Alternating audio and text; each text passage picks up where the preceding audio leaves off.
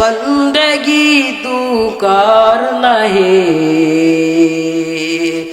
जिंदगी में बंदगी तू करना है, जिंदगी में बंदगी शर्मिंदा है, जिंदगी में बंदगी शर्मिंदा है।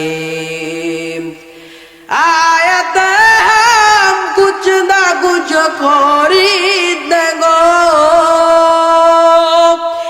जैसे रोशन बना हमको, ये दुनिया एक मिसल कागज फूल है, ये दुनिया के मिसल कागज फूल है, जिंदगी में बंदगी तू करना है,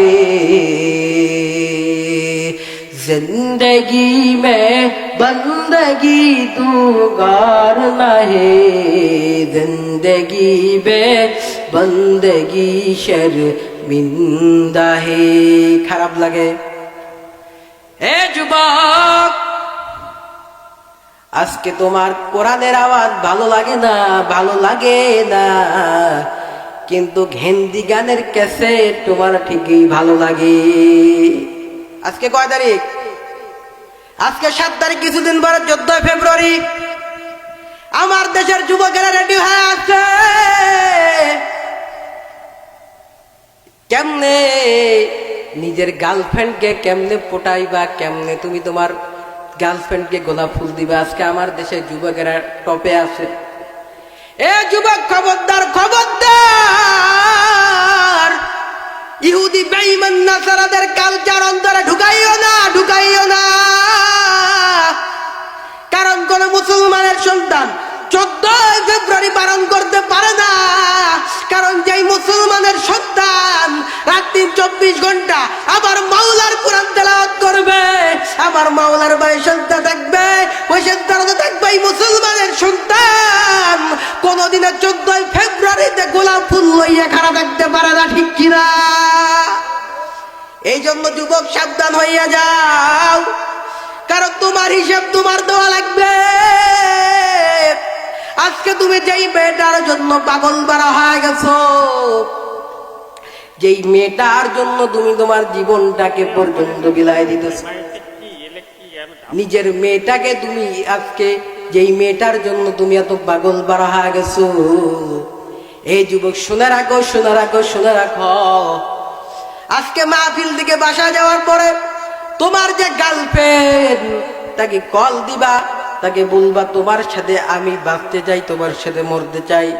তোমার গার্লফ্রেন্ড হয়তো তোমাকে প্রশ্ন করবে, তুমি এই সমস্ত পাগলের মতো কি বলতেছো? বলো, পাগলের মতো কিছু বলতেছি না, যেটা সত্য সেটাই বলতেছি।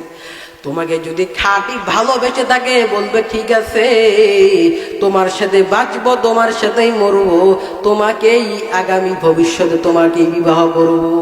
কিন্তু তোমাকে যদি বলে না না, তোমার কথা আবার কিছু ভালো লাগতেছে না, মনে রাখবা ওই মেয়ে তোমার জিন্দগিতে ভালোবাসে নাই, ওই মেয়ে আরো 10 জন পুরুষের সাথে প্রেম করে, ঠিক কিনা ধরে গ। এই জন্য যুবক খবরদার, খবরদার, বেহায়া মেয়েদের চরিত্রের উপর আঘাত করিস না, তাদের প্রেমে ফা দিস না। মনে রাখবি যুবক, আজকে যেই মেয়েটার জন্য তুমি পাগল বাড়া হয়ে গেছো,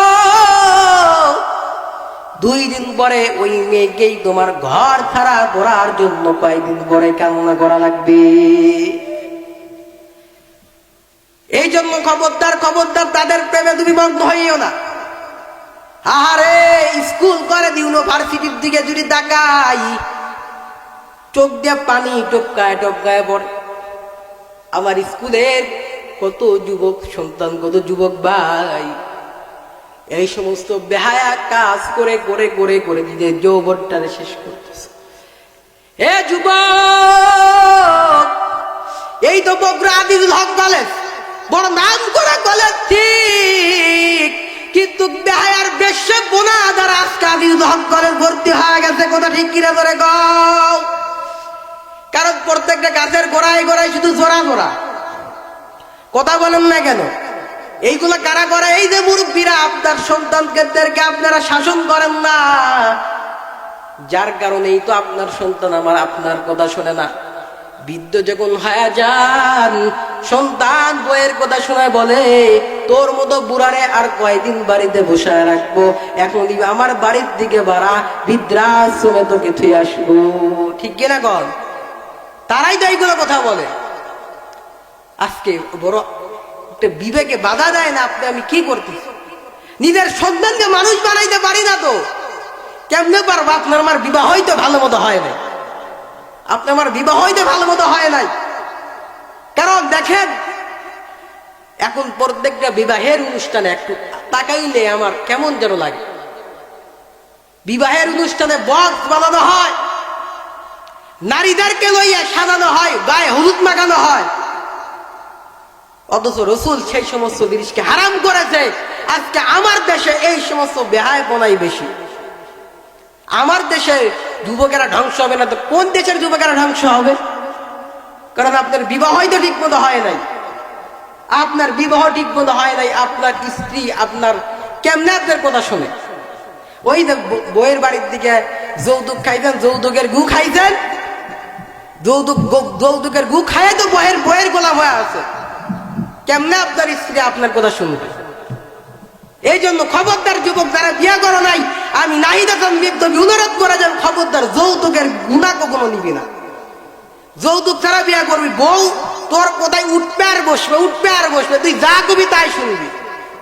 কিন্তু যৌতুকের গুণা যদি ভাগিদার হও, তোমার বইয়ের কথা কাম ধরো, ওটা লাগবে আর বসা লাগবে, কথাটা মনে রাখো। অতএব যুবক খবরদার, অনুরোধ করে গেলাম, যৌতুকের ভাগিদার অন্তরে রাখবি না, যৌতুকের ভাগিদার হবে। হ্যাঁ, শ্বশুর বাড়ি থেকে যেটা দেয় মহাব্বত করে ঠিক আছে, কিন্তু আজকালকার যেইগুলো চায়া নেওয়া হয় যে আমার মোটর সাইকেল নেওয়া দিলে হবে না, কথা বলেন না, এমন পরিস্থিতি বলে মোটর সাইকেল না দিলে হবে না। ছেলের বাপ কয় যে আমার বেটাটারে কত সুন্দর করে পড়াশোনা করাইছি, দিয়েন একটু বিদেশ যাওয়ার ভিসা করে দিয়েন। কয় কি কয় না, বিদেশ যাওয়ার ভিসা করে দিয়েন। ওই যে বিদেশ যাওয়ার ভিসা চাইলো, মেয়ের বাড়ির দিকে সবকিছু করে দিল, তো ওই ছেলে তো বইয়ের কথাই উঠবে আর বসবে। তা কোন ছেলে উঠবে আর বসবে?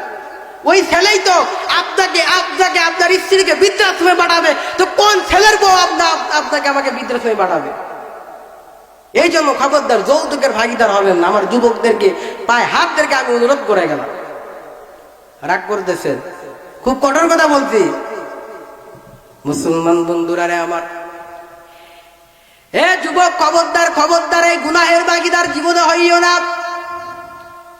এই জন্য আল্লাহর কাছে তওবা করো, আল্লাহর কাছে কান্না করার বলো, গো মালিক, এমন একটা স্ত্রী, এমন একটা বিবি তুমি আমার কপালে দিও, যেই বিবিটা আমার সুখের জীবনের কারণ হবে।